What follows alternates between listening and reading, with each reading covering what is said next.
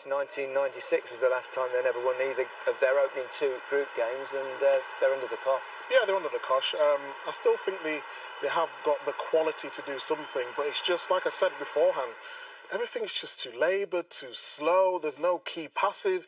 All right, Spain probably deserved to win the match in terms of the chances, but you've got to take the chances. That's the difference between, top level and world class, and unfortunately, Morata didn't, punish him when he had them chances. Yeah. He got the 1 goal, didn't he? And then the rebound from the penalty that he should have scored. Let's have a look at the group table because, Group E is very, very tight indeed. Anything can happen at this point. Anyone could go through. Anyone could go home. And obviously Sweden played Poland in St. Petersburg. And it's Sevilla game for Spain. They've not won there yet. And against Slovakia, and a draw for Slovakia will do it for them, Ria. Yeah, and every team in that group can qualify still. You see at the end of that game the Polish players celebrating because they know they've given themselves an opportunity now. If they win, they go through. So, but the atmosphere, it's in Seville. Spain are playing. It should be their home.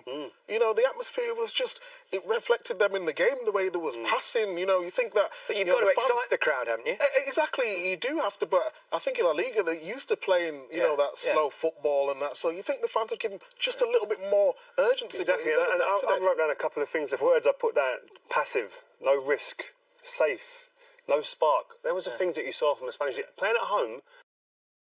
That's almost illegal to have that type of words put on it against your side, but that's how they play today. They're very much a side in transition, really. Yeah, it's a team that is in transition, the whole nation, and I'm sure that Slovakia watched this game very, very carefully, and they probably after this game tell themselves, saying, "Hey, we have a chance here. We can survive this. We can get them into a draw at least. And we can advance." So I think the respect that Spain always kind of had over the last 20 years, it's kind of fading a little bit. You can't stay great. You can't keep producing great players forever. Talk us through Robert Lewandowski's goal, Jürgen, from a striker's perspective. Yeah, I mean, it's just his awareness of the situation that he knows when things are kind of developing here, things are coming up. He's already kind of sniffing around. He goes now in the box, and he sees that the cross is coming, and now it gives him a little push and puts it in the corner. Not enough for a foul, though. Not enough for a foul, thanks God, I would say. Yeah, it's just, I mean, it's his physicality and it's his strength. And then still, you got to place this ball in the corner, and he does that perfectly. And just, he had now in this game 2 chances, and he scores this 1 goal, which is huge for Poland. But he's a lion. He's a leader. He's world class. It's just unquestionably world. It's when that ball comes in the box, there's only one person winning that ball. Yeah. Laporte doesn't fancy that. His body position is wrong. Two guys who play central defender there.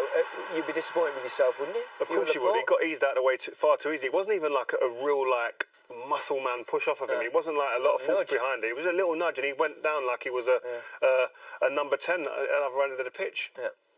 Just after that penalty, let's have a look at the decision first. It was definite. It was definite penalty, 100%. All right. Actually, we're not going to bother looking at it. Are we not? No, it's 100% penalty. Someone's just panicking in my ear. Don't worry. Relax. We'll just show the penalty. Because that in itself was quite entertaining. Not only did he miss it by hitting the post, but the follow-up was probably even easier. Yeah, I said a sexy left foot. I thought it would just stroke that hole. Sexy left foot. It wasn't. Left footers just look better, don't they? They look like they've got so much better technique. Sexier having a left foot than a right foot. But Morata, there is his chance. We talk about composure. You thought he would have confidence from scoring, but to not follow up and score, I felt for him his confidence.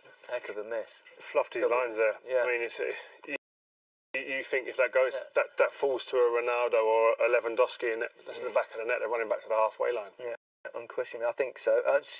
Spain, they had a few goal-mouth scrambles, I think we'd probably describe them as, towards the end.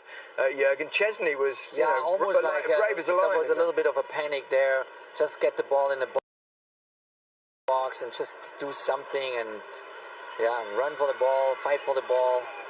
Chesney, I mean, got a little bit in the middle of it.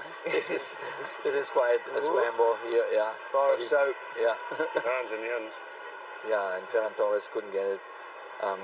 But there were not enough ideas there from the Spanish team. It was not decisive, determined enough. And that's maybe also the way they, Moreno kind of hit the penalty. He was not convinced of himself.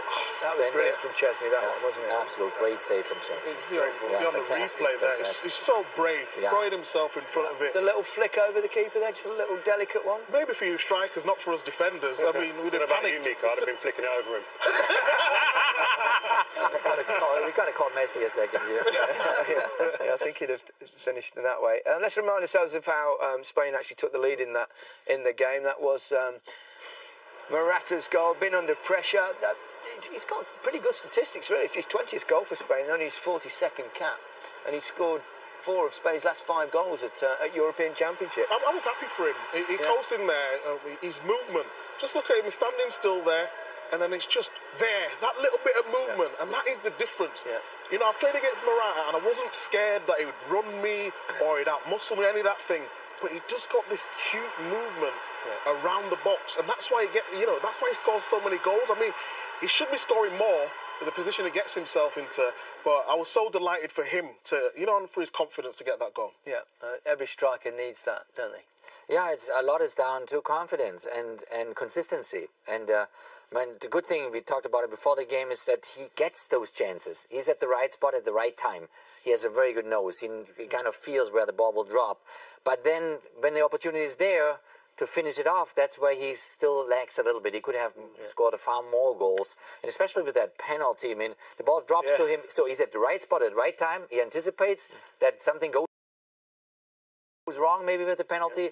But then he didn't place it the right way. He didn't put his foot in the right direction. What could he have done better? Opened up his foot a little bit more? Yeah, he had to open it up.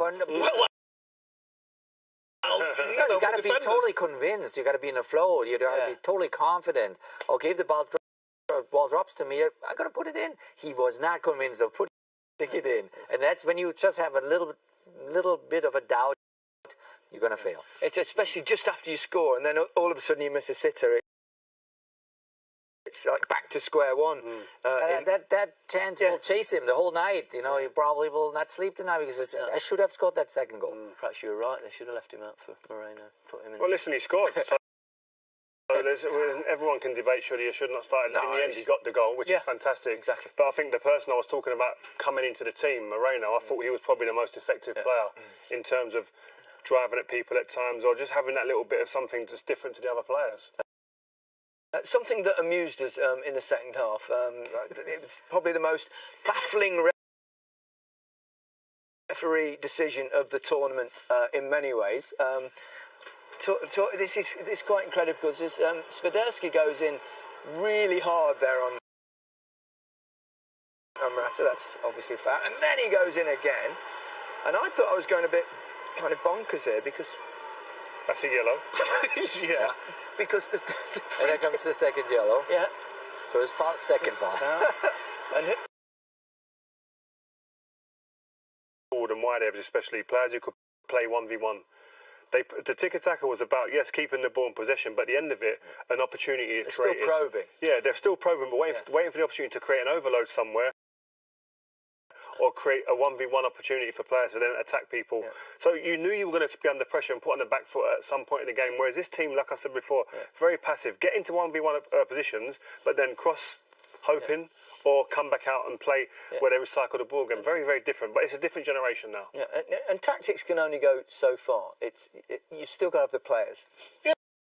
You've still got the players, but looking at this Spanish team, they've still got very good players. I mean, Thiago, he didn't even, not playing today. I mentioned Pedri before the game. He's an outstanding talent. I just think they're lacking that little bit of a cutting edge up front. I don't think it's as bad as people are saying, like there's no major stars. I just think they're missing that striker who could just finish off them chances. They had Lewandowski. Would that make a bit of a difference? Yep. Yeah, Poland, they battled away, didn't they? They did what they had to do. They stayed in the competition, Yeah, Yeah, and they have a real shot now. I mean, playing Sweden, anything is possible. I think they're in a very good spot now. And they understood how to become physical, especially in the second half. They said, oh, you know what? And especially after, obviously, Lewandowski's equalizer, they said, no, we're going to give it a go. We fight here to the very end. And that's what they did. They showed a lot of character, great team spirit, overall a great team performance, and the leader scored it. Yeah, they'll be chuffed. Yeah, they You will think be. they'll go through? I don't know. It's difficult. Listen, I wouldn't bet against Lewandowski. I think that this is an opportunity for him to really stamp himself in a tournament, and I think that's something that's not on his CV at the moment. So I would go with his inspiration. I'd go for Poland to go up and go through. You think they'll crack it? Okay, Micah, in a brief word, Poland and Spain to go through or not? Spain. Okay, that's enough said. We're out of time. Thanks, everyone. That's it from us. Poland stay in it as Lewandowski.